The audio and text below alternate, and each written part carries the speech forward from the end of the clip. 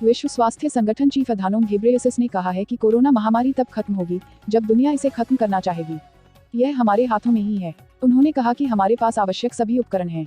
हम इस बीमारी को रोक सकते हैं। हम इसकी टेस्टिंग कर सकते हैं और फिर इलाज भी कर सकते हैं।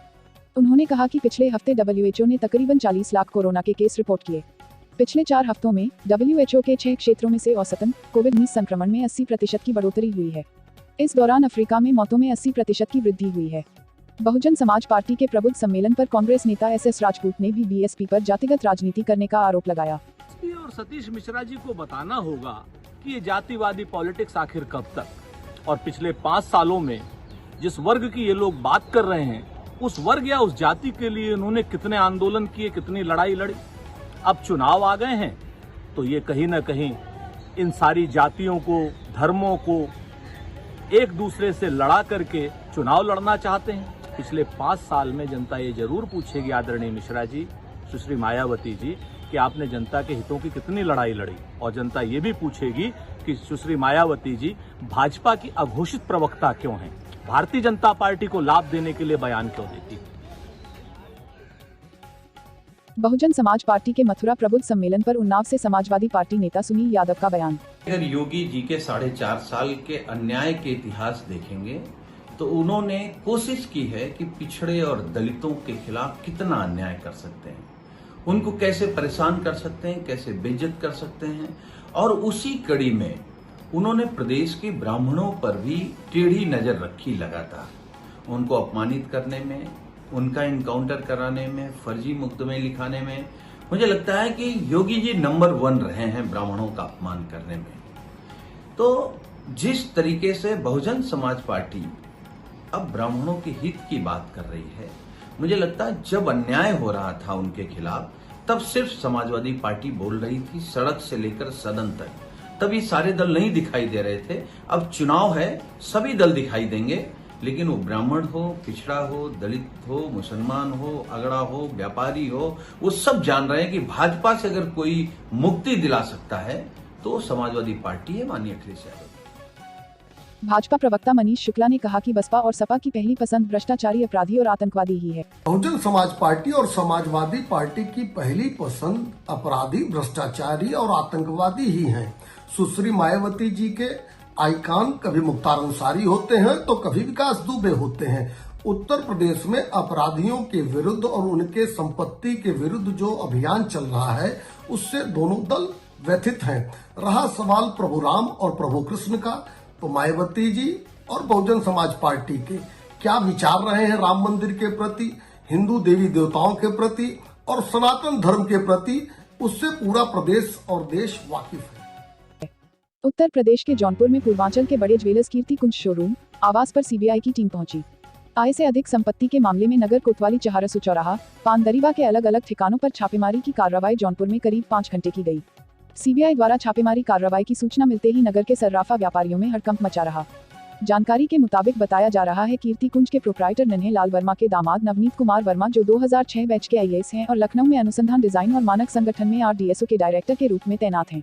बच्चों के अधिकारों के लिए काम करने वाली सर्वोच्च संस्था राष्ट्रीय बाल अधिकार संरक्षण आयोग ने एक स्टडी में चौंकाने वाला खुलासा किया है, जिसके मुताबिक 59.2% बच्चे अपने स्मार्टफोन का उपयोग इंस्टेंट मैसेजिंग एप्लीकेशन के लिए करते हैं। इस स्टडी से पता चलता है कि केवल 10.1% बच्चे ऑनलाइन सीखने शिक्षा के लिए स्मार्टफोन का उपयोग करना पसंद करते हैं। बच्चों की ओर से मोबाइल फोन दूसरे इंटरनेट युक्त डिवाइसेज के इस्तेमाल से बच्चों पर होने वाले असर को जानने के लिए की गई स्टडी रिपोर्ट में बताया गया है कि 30.2% बच्चों के पास अपना अलग स्मार्टफोन है। रिपोर्ट में कहा गया है कि 8 से 18 साल की उम्र के 30.2% बच्चों के पास अपना अलग स्मार्टफोन है। वे उसका इस्तेमाल सभी उद्देश्यों के लिए करते हैं। वैज्ञानिक और डॉक्टर कहते हैं कि टीका लेने के बाद भी मास्क पहनना अनिवार्य है, लेकिन अब एक रिसर्च में पता चला है कि कपड़े से बना मास्क कम इम्यूनिटी वाले लोगों के लिए खतरनाक है। एम्स की एक रिसर्च के मुताबिक कपड़े का मास्क नहीं पहनना चाहिए, खासतौर से उन लोगों को जिनकी इम्यूनिटी कमजोर है। इस शोध के अनुसार लंबे समय तक कपड़े का मास्क पहनने से गंदगी की वजह से ब्लैक फंगस होने का खतरा बढ़ जाता है। पाक अधिकृत कश्मीर में हुए चुनाव पर भारतीय विदेश मंत्रालय की तरफ से तल्ख टिप्पणी की गई है। उन्होंने साफ कहा है कि गैरकानूनी तरीके से वहां पर चुनाव कराए गए हैं, जिसे वहां की जनता ने ही सिरे से खारिज कर दिया है। उनकी तरफ से स्पष्ट कहा गया है कि पाकिस्तान भारत के उन तमाम इलाकों को तुरंत खाली करे और वहां पर जारी मानव अधिकारों के हनन को रोके। कोरोना संकट के बीच उत्तर प्रदेश के मुख्यमंत्री योगी आदित्यनाथ ने महामारी से दिवंगत पत्रकारों के परिवारों को सहायता राशि देने का ऐलान किया है। कोरोना वायरस के संक्रमण के कारण जान गंवाने वाले 50 पत्रकारों के परिवारजन को आज सीएम योगी आदित्यनाथ 10-10 लाख रुपए का चेक देंगे। राज्य सरकार की ओर से यह आर्थिक मदद दी जाएगी। कोरोना महामारी के कारण वर्ष 2020 में 14 और वर्ष 2021 में 36 में पत्रकारों की मौत हुई है। भारतीय औषधि महानियंत्रक ने अमेरिकी फार्मास्यूटिकल कंपनी मॉडर्ना के कोरोना वायरस रोधी टीके को अनुमति दे दी। मुंबई की फार्मास्यूटिकल कंपनी सिप्ला को मॉडर्ना के टीके का आयात करने की मंजूरी दी गई है। मॉडर्ना का टीका देश में उपलब्ध होने वाला चौथा टीका होगा। विश्व स्वास्थ्य संगठन ने कहा है कि इससे पहले की स्थिति और बदतर हो जाए, देशों को डेल्टा वेरिएंट पर काबू पाने के लिए तेजी से कार्रवाई करने की जरूरत है। इसके लिए वैक्सीनेशन अभियान में तेजी लानी होगी। अब उत्तर प्रदेश में वृक्ष विकास कार्यों के लिए कुर्बान नहीं होंगे।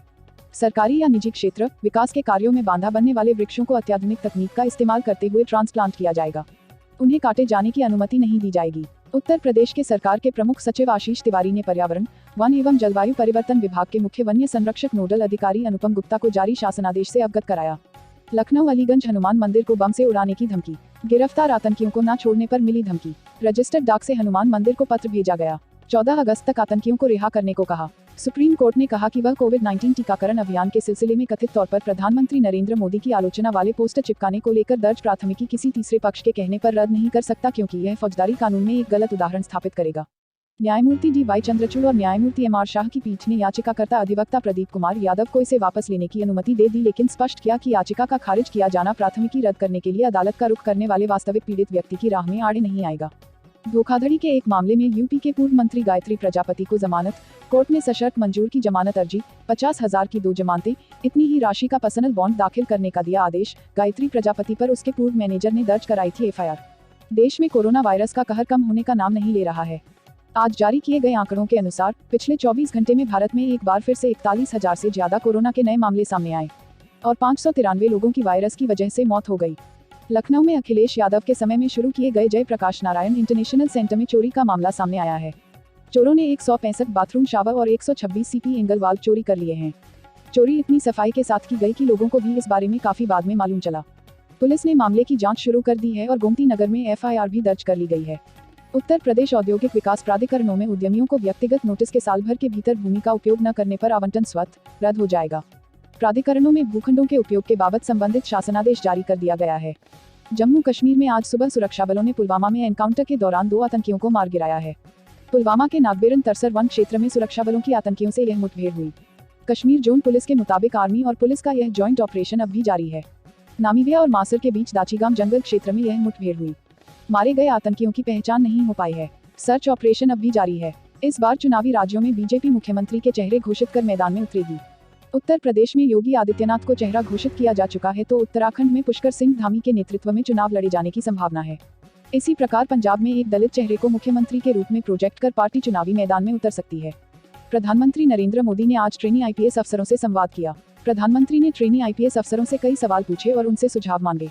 प्रधानमंत्री ने ट्रेनी आईपीएस अफसरों से कहा कि आपकी युवा लीडरशिप देश को आगे बढ़ाएगी। इन आईपीएस अफसरों की training Sardar Vallabhbhai Patel national police academy, New Delhi में हुई है। प्रधानमंत्री मोदी ने कहा कि अफसरों की पढ़ाई देश सेवा में काम आती है। प्रधानमंत्री मोदी ने कहा कि आप सभी लोग Sardar Vallabhbhai Patel national police academy में ट्रेनिंग पूरी होने के बाद आने वाले समय में अलग अलग राज्यों में पुलिस अधिकारी बनेंगे। ग्रेटर नोएडा में HCL कंपनी के डिप्टी मैनेजर की लाश मिलने से सनसनी फैल गई। डिप्टी मैनेजर की लाश घर में सड़ी गली हालत में मिली। देखकर अंदाजा लगाया जा सकता था कि कई दिन पहले उनकी मौत हुई है। पुलिस ने लाश को पोस्टमार्टम के लिए भेज दिया। डिप्टी मैनेजर इस घर में अकेले रहा करते थे और काफी दिनों से अपनी पत्नी से अलग रह रहे थे। मृतक की पहचान सुमित डोगरा के तौर पर हुई। वे हिमाचल प्रदेश के कांगड़ा जिले के रहने वाले थे। 35 साल के सुमित डोगरा HCL कंपनी में डिप्टी मैनेजर के पद पर सूरजपुर थाना क्षेत्र में स्थित पैरामाउंट फ्लोरा सोसाइटी में रहते थे। अफगानिस्तान में अमेरिकी सैनिकों की वापसी के बीच लगातार स्थिति बिगड़ती जा रही है और तालिबान समर्थित फौज उसके नए हिस्सों पर कब्जा करता जा रहा है। इस बीच संयुक्त राष्ट्र ने शुक्रवार को कहा कि पश्चिमी अफगानिस्तान में उसके मुख्य परिसर पर सरकार विरोधी तत्वों की तरफ से हमले किए गए। इस हमले में कम से कम एक अफगान पुलिस गार्ड की मौत हो गई, जबकि कई अन्य घायल हुए हैं। भारतीय महिला हॉकी टीम ने ग्रुप स्टेज के अपने आखिरी मुकाबले में जीत दर्ज की है। उसने साउथ अफ्रीका को 4-3 से हरा दिया है। टीम इंडिया की टोक्यो ओलंपिक में यह दूसरी जीत है। क्वार्टर फाइनल में पहुंचने की भारतीय टीम की उम्मीदें जिंदा हैं। इराक के उत्तरी हिस्से में जनाजे में शामिल होने गए लोगों पर आतंकवादी हमला हुआ। इस हमले में बड़ी संख्या में लोगों की मौत हो गई। सेना ने कहा कि यह आतंकवादी हमला सलाहुद्दीन प्रांत में हुआ, जिसमें कई लोगों की मौत हो गई, मगर सेना ने इस आतंकी हमले में मारे गए लोगों की संख्या को लेकर स्पष्ट जानकारी नहीं दी। Please subscribe Aviral Times for latest news update and press the bell icon to get all the latest video updates.